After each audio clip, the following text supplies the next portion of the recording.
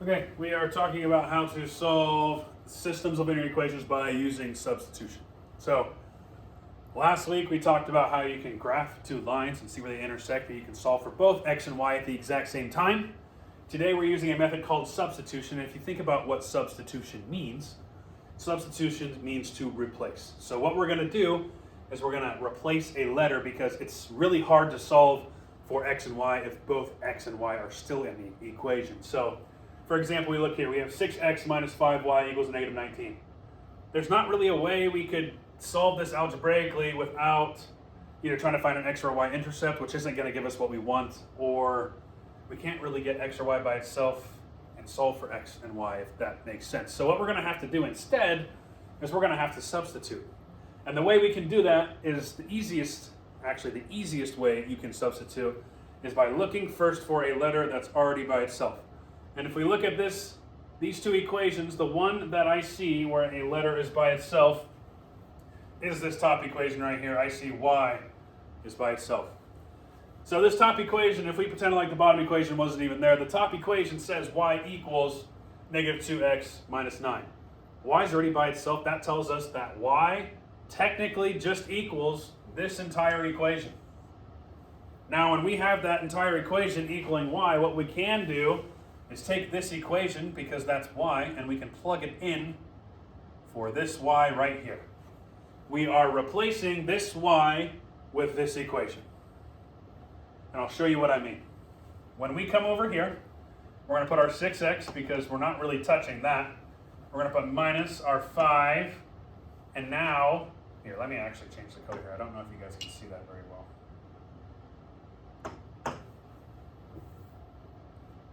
6x minus 5. And what we're doing is we are taking this y out and we are replacing it with the top equation, because that tells us that y equals that equation. So we're taking y out, we are putting negative 2x minus 9 in, and now all we have to do is fill in the rest of the equation. So equals negative 19. Now, we have an equation that you guys should already know how to solve. The first thing we can do is distribute. So we have 6x. Negative 5 times negative 2x is a positive 10x. And negative 5 times a negative 9 is a positive 45. You have to remember to fill in the rest of your equation every single time. Hopefully you can remember that, because if you don't, it's going to be a whole lot harder. Okay. Now we look. We have to combine our like terms. Our like terms are 6x and 10x. We combine them together. We get 16x plus 45 equals a negative 19. Now it's just a two-step equation that you guys should already know how to solve, right? The first thing you should do is subtract 45,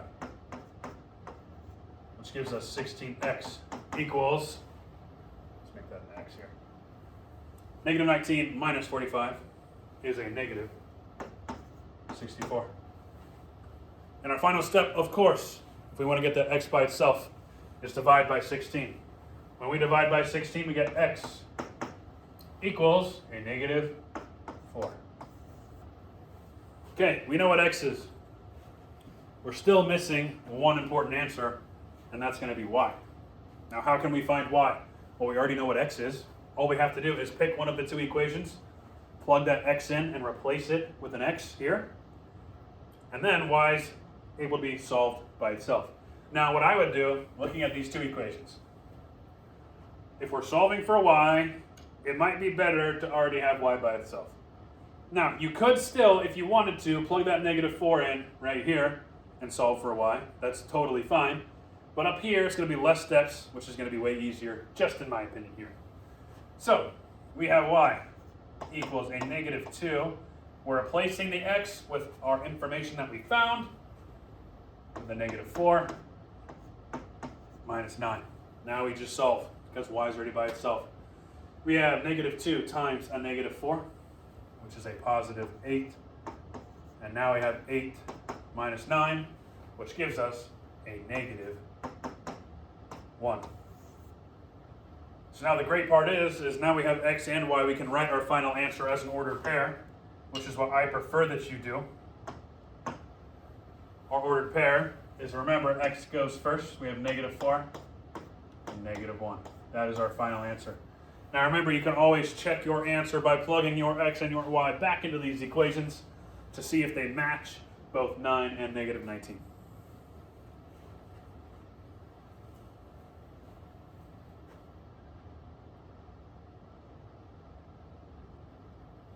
Now remember, you can always check your answers every single time by using the two answers that you got, and you can plug them back into the equation and see if they check out when they solve the equation. All right, let's move on.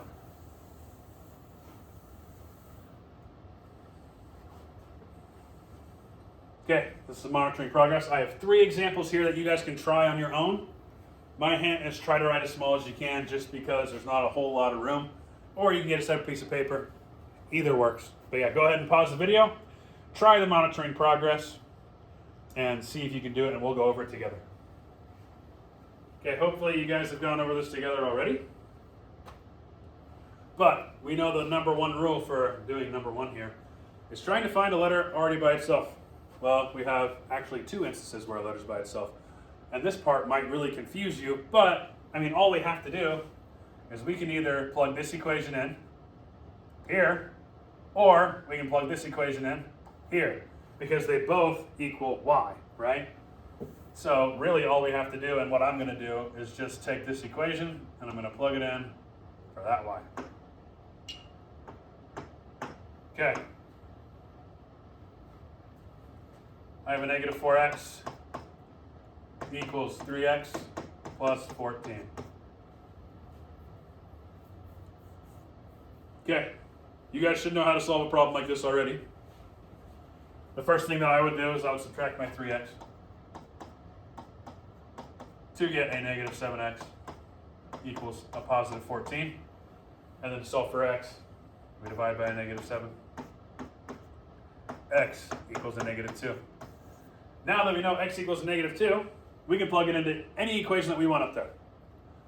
I've had students today plug it in for this top equation where they have 3 times -2 plus 14. I've had students plug it into the bottom equation. I'm going to use the bottom equation just because the bottom equation is only one step. I have y equals a -4. We're taking our x here. We're plugging it in for this x. -4 times -2 is a positive 8, so y equals a positive 8. So now we know both x and y. We can write our final answer, which is -2, 8.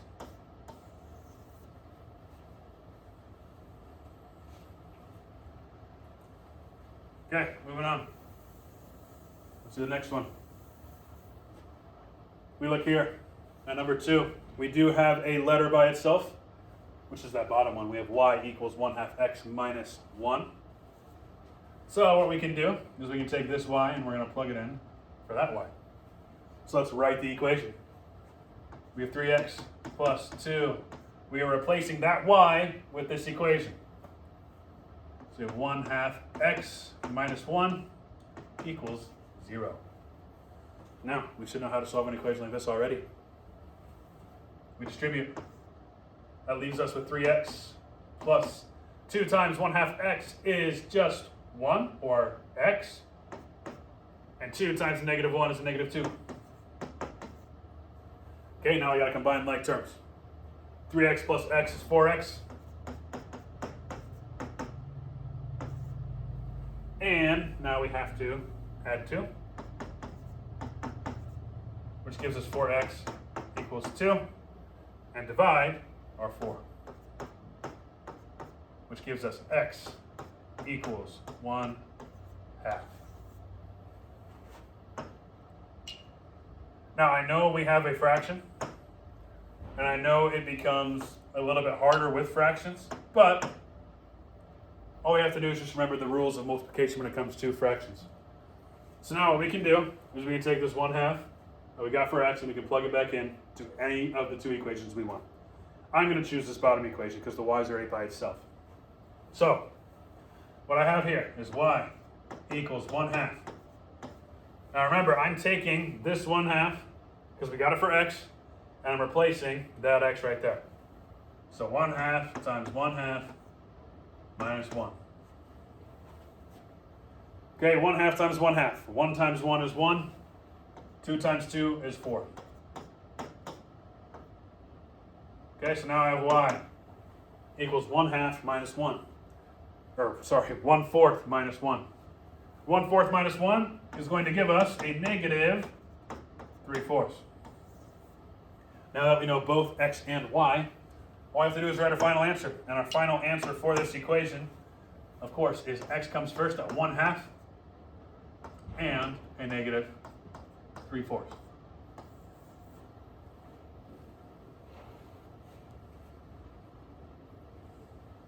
Okay, I'm going to move on.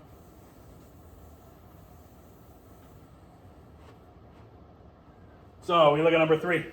Again, the first thing that we always want to look for is finding a letter that's already by itself. And if there's not a letter by itself, we have to make it by itself. Now, in this situation, we see that x is by itself. Just because we're using x instead of y doesn't mean we can't do the exact same thing. A lot of people that I've seen, and I notice, if x is by itself, they freak out and they're like, whoa, I can't do this. I'm lost. Well, you're not lost. All you have to do is the same thing we did here and here, just with the x instead of the y. So since the x is by itself, we know that this equation right there is going to replace this x right here. So we have 4 times, and we're replacing the x with this equation, 6y minus 7. We cannot forget about the plus y. I can almost guarantee some of you forgot to put plus y. Because you're so focused on where to plug it in, you forget the plus y. You probably just put equals a negative 3. And unfortunately, that's going to derail the entire problem for you. So now we can distribute. We have 24y minus 28 plus y equals a negative 3. Okay.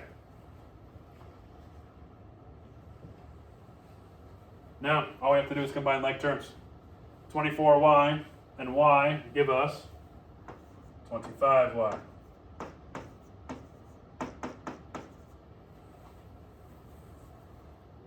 Okay? And now what? We have to add the 28 over, because we're still trying to get y by itself, right? Now we have 25. Y equals, and negative 3 plus 28 gives us 25. Now all we have to do is divide our 25 to get y equals 1. Now that we know that y equals 1, all we have to do is take that 1 and plug it back into either of these two equations and solve for x. And like I said, it doesn't matter. And I think that's what gets so hard about doing this process, is that it really doesn't matter which one you choose or which one you do first. It just matters that you solve it right. And so when freshmen, sometimes sophomores, sometimes 8th graders, are given this choice, it becomes increasingly hard because there's not one right way to do it. There's a multiple variety of ways that you can do this and still get the answer right.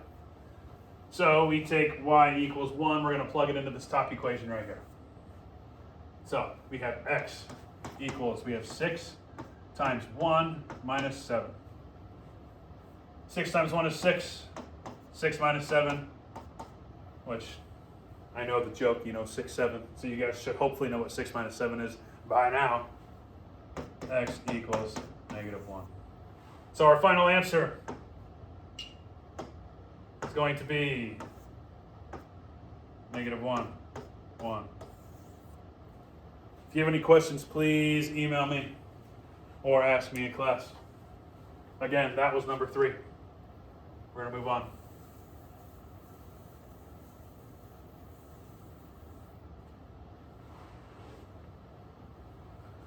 Okay, example 2. The only difference here is that when we look at it, we don't see a letter by itself already. Now, a lot of the times, what you're going to want to do in this situation, and probably what you should do, is use elimination, but I have not taught you elimination yet. If you already know how to use elimination here because that's going to be much easier than substitution. But since we do not know how to do elimination yet, we're going to get a letter by itself and we're going to substitute. Now, we have two options here. We can either A, subtract the 3x over, get the y by itself, plug the y in, or B, we can add the x over on the top equation and y's by itself as well. What I'm going to do is I'm just going to do the top one. So I'm going to add the x to get a new equation of y equals x plus 3. So when we write a new equation, I recommend you just forget about this equation altogether. Because when you forget about that equation, it becomes a lot less confusing dealing with 3 equations rather than 2. Okay. So now that y is by itself, we can plug it in for this y. We are replacing this y with that equation. So we have 3x plus x plus 3 equals a negative 1. All we have to do is combine our like terms. 3x plus x is 4x plus 3. And finally, it's a two-step equation that we should all know how to do. We subtract our 3, bring our 4x down, and we divide by 4. X equals a negative 1. Now that we know x equals a negative 1, we can plug it back into any of the equations that we have up there. If you didn't cross that one out, you can even plug it in there. But what I'm going to do is I'm going to take this equation, I'm going to plug it into our new one because y is already by itself, and we are trying to find y. So y equals, we're going to plug negative 1 in for x. Negative 1 plus 3 is a positive 2. So now we have an answer. We have x and y, which is fantastic. We have a negative 1 and 2. That's our final answer. Now remember, all we are doing is we are making sure a letter is by itself. We are then taking that equation. We are plugging it in for that letter. We are solving. We are finding an answer for a letter, and we are plugging it back in to find the other letter. It's very complex. It's very confusing. It could even probably be 10 steps. It just really depends on how you attack things. What I would do is just think all the time. If I, like in this case, if I add the x, it's going to be a lot less steps than doing, minus the y and then dividing the 3. That's already another step, right? Try to do what's easiest for you. Try to do the thing that requires the least amount of steps. That's going to help you the most in Algebra 1.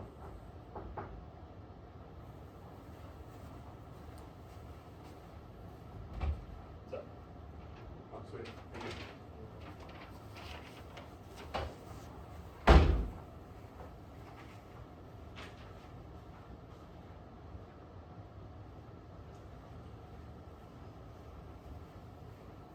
Okay, what I'm going to have you do now is take all the information that we've done. I want you to try these 4.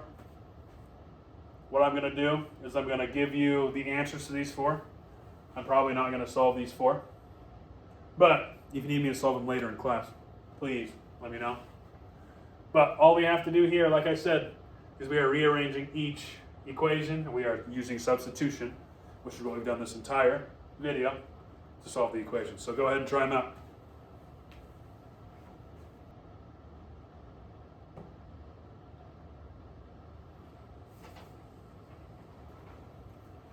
One thing I'm going to want you guys to realize is, I know I said I wasn't going to go over these answers, but one thing that I want you to realize here for number 4 is that when we get this by itself, there's going to be a negative sign.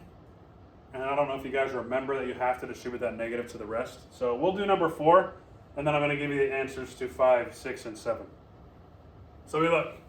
What I would do here is, if you like getting y by itself first, which sometimes I do because it's just like slope-intercept form, is I'm going to subtract this x, and that gives us y equals a negative x minus 2. So that's our new equation. That's what we're going to stick with. We're going to take this equation because y is by. So I want you to remember, once you get this y by itself, there is a negative x there. We have to keep that negative on our equation here. So what I'm going to do is I'm going to plug this equation in for this y. We have negative 3x. Now minus x minus 2 equals 6. Now I've combined like terms. Negative 3x minus x is negative 4x. Minus 2 gives us 6. Now we have to finish our equation. We're adding 2, adding 2. We have a negative 4x equals 8. Now we have to divide, or negative 4. Give us x equals a negative 2. Now that we know that x is negative 2, we take our negative 2 and we plug it back into the equation. And this is the part that I really wanted to amplify for you guys here. Because if you want to plug it back in here, because the y is already by itself, you can. That's probably the most efficient method. But you can also plug it in here as well.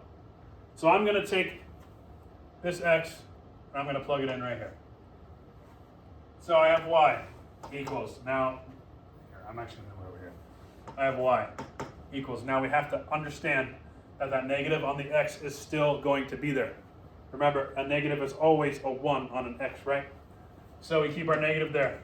Then we plug in our negative 2 minus 2. We have to understand that part or else we will get it wrong every time. That negative makes our negative 2 a positive 2.